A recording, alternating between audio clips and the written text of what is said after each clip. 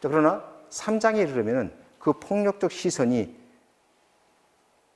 집 문 안으로 들어옵니다. 우리 집에서 일하는 하인과 우리 집의 집안을 주관하는 형, 집 안으로까지 폭력적 시선, 즉 폭력적 공간이 확대가 되고, 나아가서는 방 안으로, 내 방 안으로 들여온 식사 속에 아까 우리가 봤던 뭡니까?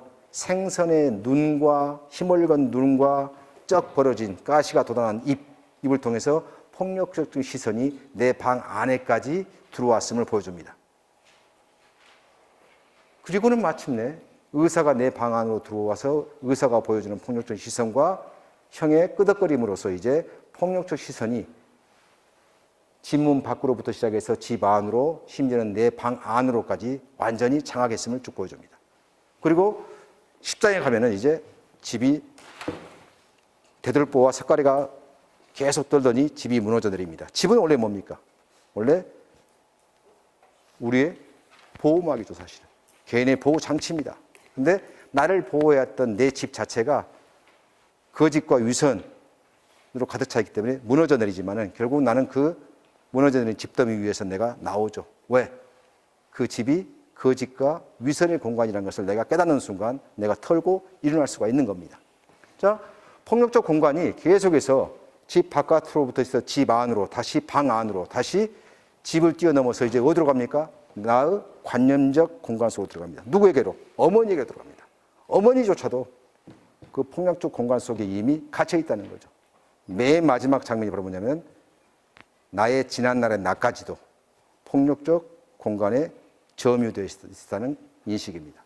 아, 그러고 보니까 문학적 공간으로만 두고 본다면 광인일기 속에서의 폭력적 시선으로 가득 찬 그 공간이 밖에서 안으로 계속 밀려 들어오다가 내 관념적인 공간, 내 삶의 최초의 생산지인 어머니로까지 확장이 되고, 심지어는 나의 지난날까지 폭력적 공간이 확장이 되는 겁니다.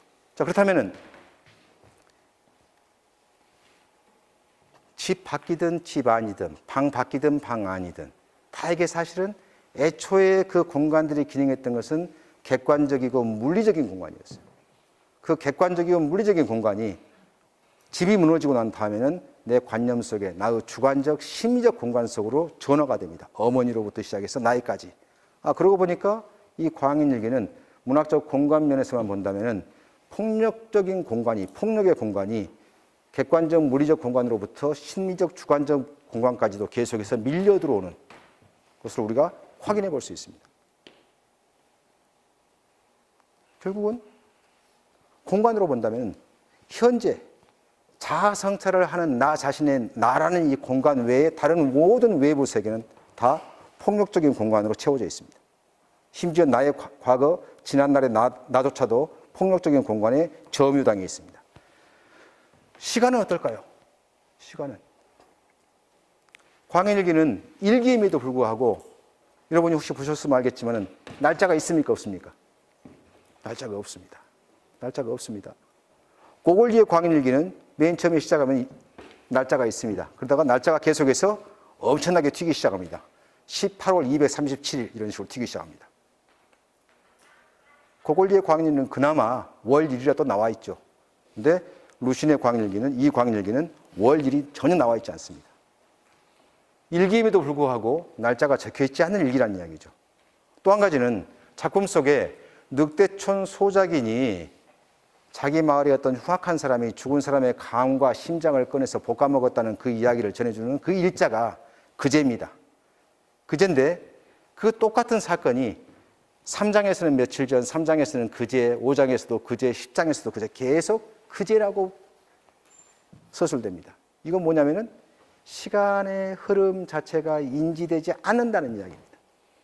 어찌 보면은 객관적이고 물리적인 시간 자체가 더 이상 의미가 없거나, 아니면 광인에게 인지되지 않거나, 아니면 시간의 경계가 허물어져 버렸거나. 이 작품 속에서 자주 등장하는 것이 아침, 오늘 아침에, 오늘 낮에, 오늘 저녁에. 그래서 아침과 낮, 저녁이 자주 등장합니다. 아침과 낮이. 근데 어느 순간 이렇게 말합니다. 어두컴컴하여 낮인지 밤인지 알 수가 없다. 물론 유표되어 있으니까 알 수가 없을 수도 있죠. 그러나 달리 말한다면 낮과 밤의 시간의 경계가 허물어져 버렸다는 얘기예요. 더 이상 의미가 없다는 얘기예요. 그리고 마침내 이렇게 말합니다. 11장에서 태양도 뜨지 않는다. 매일 두 끼의 식사뿐이다. 태양이 뜨지 않는다. 태양이 안 뜰 리가 없잖아요.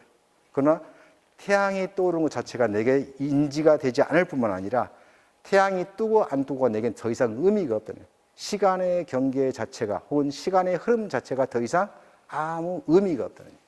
물리적이고 객관적인 시간은 더 이상 내게 인지되지도 않을 뿐만 아니라 의미가 없는 것으로 된다는 이야기예요. 그리고 이미 3장에 나왔지만 이 역사에는 연대가 없다. 이 역사의 정체성, 정지됨을 가리키기도 하지만은 역사 자체가 이미 시간의 흐름과는 무관해져 있다는 거죠. 전반적으로 이 소설이 가지고 있는 문학적 시간의 의미를 본다면 시간 자체가 물리적이고 객관적인 시간의 의미는 더 이상 존재하지 않고 모든 것이 광인의 주관적, 심리적 시간으로 다 채워진다는 얘기예요. 이 작품에서 나의 시간은 어디로 가냐면은 12장 맨 끝에 있는 오늘의 지금입니다. 오늘의 지금과 그 나머지 시간은 다 대척점에 놓여 있습니다. 내가 가해자이자 피해자라는 시기 내 가해자이자 피해자라는 이 자아성찰, 그 시간과 그 이전의 시간들은 완전히 대척점에 놓여 있습니다. 그렇다면 문학적 시공간이라는 의미에서 봤을 때 이처럼 객관적이고 물리적인 시공간이 작품 속에서 사라져버리고 작중인물의 주관적이고 심리적인 시간만 남아있다면 이것이 무엇을 의미할 것인가? 무엇을 의미하는가? 예를 한번 들어볼게요. 오늘 북부경찰서는 정모 씨 44세를 불구속 입건하였다. 정모 씨는 시내에서 후배 40세와 술을 마시다가 호칭 문제로 다투어 폭력을 행사한 혐의로 현재 경찰서에서 조사를 받고 있다. 라는 기사가 있어요. 또 하나의 기사는 이런 겁니다. 오늘 계엄사령부는 광주 모처에서 일어난 시민들의 폭동 사태에 대해서 북한의 고정가첩이 일으킨 소요라고 판단하고 등등 이런 기사가 떴다고 합시다. 똑같은 오늘 광주인데 그 오늘 광주가 여러분에게 어떻게 느끼십니까? 앞에 전자의 이야기 속에서는 오늘 광주가 의미 있는 오늘 광주입니까? 아닙니까? 특정한 오늘 광주, 특정한 시공간으로서의 오늘 광주가 우리에게 인지됩니까? 안 됩니까? 의미가 있습니까? 없습니까? 의미가 없습니다. 왜요? 폭행 사건은 아주 일반화된 사건이기 때문에 어느 누구도 광주 북부경찰서 오늘에 대해서 신경 쓰지 않습니다. 그러나 후자의 이야기에서 오늘 광주는 어떻습니까? 그건 특정한 시공간 속에서 특수한 사건입니다. 우리에게 인지되는 시공간입니다.